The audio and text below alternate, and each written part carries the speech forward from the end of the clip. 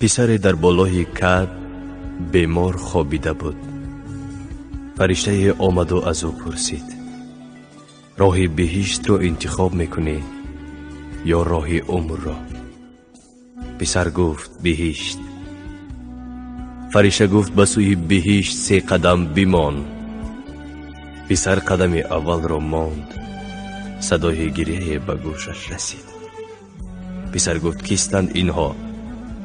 فرشته گفت خویشانت و دوستانت، تا 40 تو را از یادشان میبرارم. پسر قدم دوم را ماند. صدای گریه به گوشش رسید. پسر گفت این کی است؟ فرشته گفت این همسرت که تو را 1 سال عزاداری میکند، بعداً فراموشت میکند. باز قدم 3م را ماند که صدای تلخی گریه به گوشش رسید. پسر ایستاد و گفت این صدای دردناک صدای کی است؟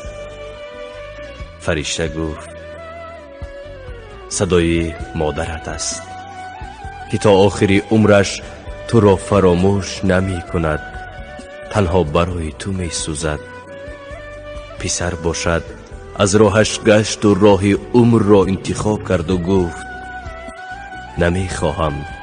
نمیخواهم پیش از مادرم بروم و او را در غم خودم آب و ادا کنم. مادران فرشته اند.